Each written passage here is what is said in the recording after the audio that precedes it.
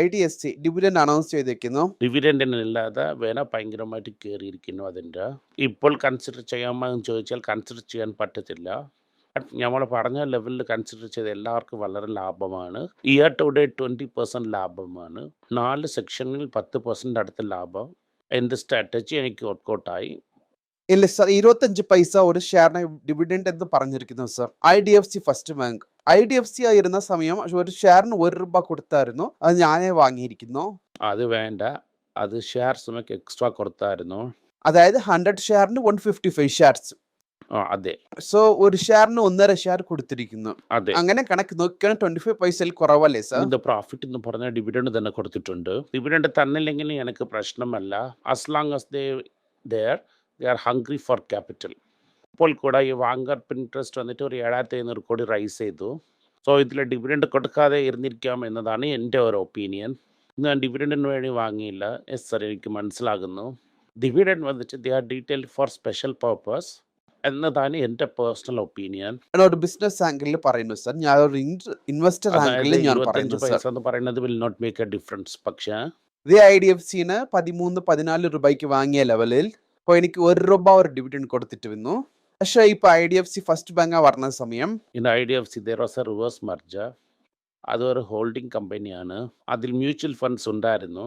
Mutual ഫണ്ട്സിനെ വിറ്റ് profit ചെയ്തു. ഒരുപാട് കാര്യങ്ങളിരുന്നു. ഇത് പ്യൂർലി ബാങ്കിങ് സ്റ്റോക്കാണ്. ഇനിയൊരു കാര്യം സർ, IPOയിൽ ഈ ഗ്രേ മാർക്കറ്റ് പ്രീമിയം എന്ന് പറയുന്നു. ഈ ഗ്രേ മാർക്കറ്റ് പ്രീമിയം പ്രൈസിനെ ആര് സാർ ഡിസൈഡ് ചെയ്യണത്? നിങ്ങൾ പറഞ്ഞ HDBയെ നോക്കിയ 1,600 രൂപ 700 പോയിരിക്കുന്നത് സർ. മാർക്കറ്റിൽ രണ്ടുപേരുടെ അകത്ത് ഏത് ഇമോഷനിലാണ് കൈമാറണോ അതാണ് ഗ്രേ മാർക്കറ്റ്. പല ആൾക്കാരുടെ അടുത്ത് മുമ്പേ ഷെയർ ഇരിക്കും. ഈ IPO പഴയ എംപ്ലോയീസിൻ്റെ അടുത്തൊക്കെ മുമ്പേ ഷെയർ ഇരിക്കും. അവരകത്ത് ഏത് റേറ്റിൽ ഷെയർ വാങ്ങി വിൽക്കുന്നോ അത് തന്നെ grey market. Every company before going public even shareholder taking to small persons അവരകത്ത് കൂടെ ബൈയിങ് ആൻഡ് സെല്ലിങ് നടന്നുകൊണ്ടിരിക്കും. അതന്നെ ഇപ്പോൾ നിങ്ങൾ പോയി കേട്ടെങ്കിൽ ടാറ്റ ക്യാപിറ്റലിൻ്റെ പ്രീമിയമിൻ്റെ കൂടെ നിങ്ങൾക്ക് കിട്ടും. But grey market premium is collapsed in the അതുപോലെ ആകാം അല്ലേ സാർ. ഇപ്പോൾ ഞാൻ 1,500 രൂപയ്ക്ക് ബിഹൈൻഡ് ദി സ്ക്രീൻ വാങ്ങി വച്ചിരിക്കും. ഇപ്പോൾ അത് 700 രൂപയ്ക്ക് എന്ന് പറയുമ്പോൾ തമിഴ്നാട് മെർക്കൻറ്റൈൽ ബാങ്കും ഇത് തന്നെ ആയത്. റിലയൻസ് വന്നിട്ട് അതിനെക്കുറിച്ച് ഇപ്പോൾ സംസാരിച്ചിട്ടിരുന്നത് സാർ. റഷ്യയുടെ അടുത്ത് നിന്ന് ആരൊക്കെ റഷ്യയുടെ അടുത്ത് ക്രൂഡ് ഓയിൽ വാങ്ങുന്നു അവരുടെ അടുത്ത് നിന്ന് 500% ടാക്സ് എന്ന് പറഞ്ഞായിരുന്നു. എയർലൈൻസ് വന്നിട്ട് അതിന് നിർത്തും. ഇന്ത്യയിൽ വന്നിട്ട് ഇന്ത്യൻ ഓയിൽ, ഭാരത് പെട്രോൾ വന്നിട്ട് നഷ്ടപ്പെടാൻ വേണ്ടിയിട്ട് 2 കമ്പനി വച്ചിരിക്കുന്നു.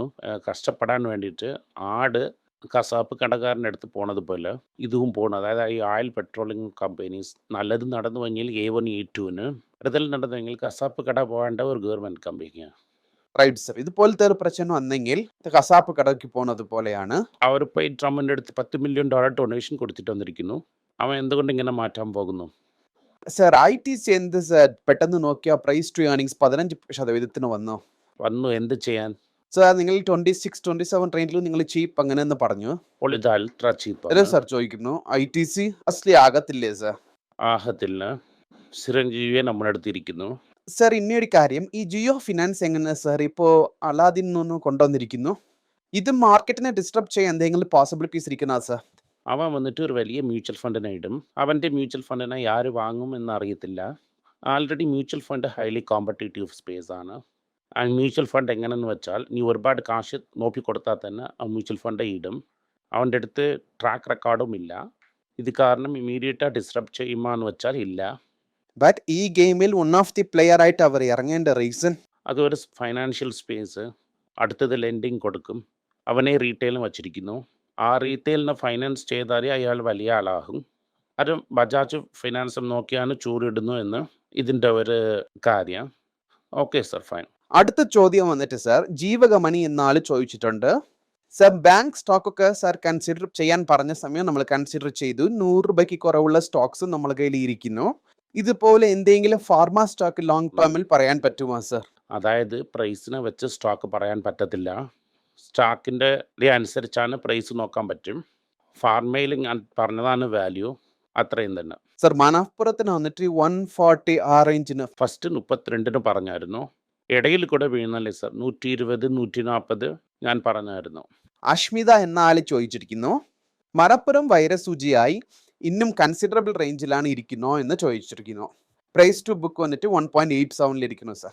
അതന്നെ കൂടുതലിരിക്കുന്നു. എന്ത് ചെയ്യാൻ? ഇപ്പോൾ ഒരു കമ്പനി വന്നിട്ട് 36 വാങ്ങാമെന്ന് പറഞ്ഞിരിക്കുന്നു. അതിൻ്റെ മുകളിൽ തന്നെ പോകും. വൈരസൂചിയായി അത് വിഷമം തന്നെ. കൺസിഡർ ചെയ്യാൻ 140 പറഞ്ഞപ്പോൾ ഞങ്ങൾ വിശ്വസിച്ചില്ല. എന്നാൽ അത് വൈരസൂചിയായി അതിൻ്റെ അകത്ത് ഇറങ്ങാമോ? ഇത് തന്നെ എപ്പോഴും പ്രോബ്ലം. നിങ്ങൾ കാലം താമസിച്ച് പോയി എന്ത് യൂസ്? ഇപ്പോൾ IDFC ഫസ്റ്റും കൺസിഡർ ചെയ്യാൻ പറ്റത്തില്ല. മണപ്പുറവും കൺസിഡർ ചെയ്യാൻ പറ്റത്തില്ല. Okay sir, fine. Trend sir പെട്ടെന്ന് 10% ഇറങ്ങി, തിരികെ ഒരു 7% ഇറങ്ങി.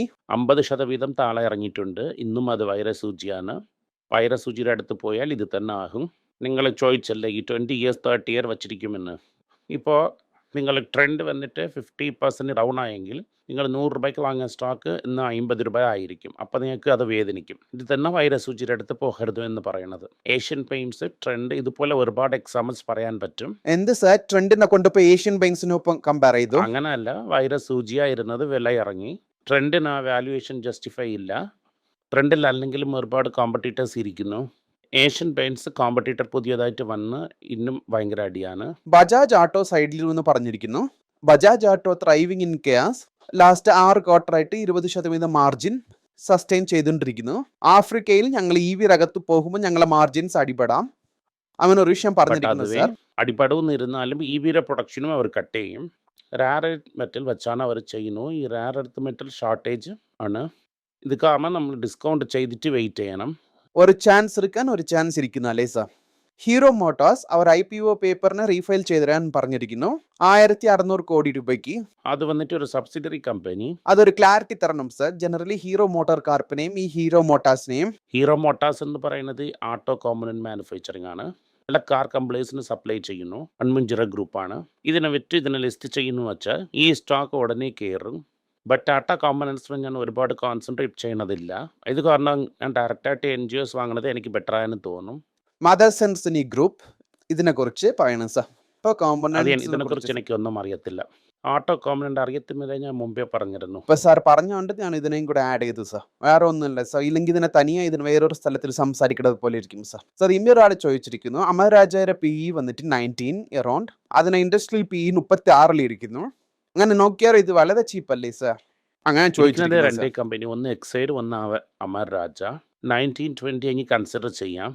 Long period of under performance നിങ്ങൾ റെഡി ആയിരുന്നാൽ ഇതിനെ കൺസിഡർ ചെയ്യാം. വേദനപ്പെടാൻ റെഡി ആയിരിക്കണം അല്ലേ സാർ? സോ ഈ ചോദ്യങ്ങളൊക്കെ തന്നെ സാർ ഇരുന്നു. ജനറലായി നമ്മൾ ഓവർ വീക്കും ഒവർ സെക്ടർ എടുത്ത് നോക്കും. ഇന്ന് ഒരുപാട് ചോദ്യങ്ങൾ ഇരുന്നതാൽ സെക്ടർ നോക്കിയില്ല. അടുത്ത ആഴ്ചയിൽ നോക്കാം. ഈ വീഡിയോ നിങ്ങൾക്ക് ഇഷ്ടപ്പെട്ടെങ്കിൽ വീഡിയോനെ ലൈക്ക് ചെയ്യുക, നിങ്ങളുടെ ചാനൽ സബ്സ്ക്രൈബ് ചെയ്യുക, പറ്റുമെങ്കിൽ ബെൽ നോട്ടിഫിക്കേഷനും ക്ലിക്ക് ചെയ്യുക. നിങ്ങളുടെ ഫ്രണ്ട്സിനും നിങ്ങളുടെ ബന്ധക്കാർക്കും ഈ വീഡിയോ അയച്ച് അവരെയും നോക്കാൻ പറയുക. നന്ദി, നമസ്കാരം.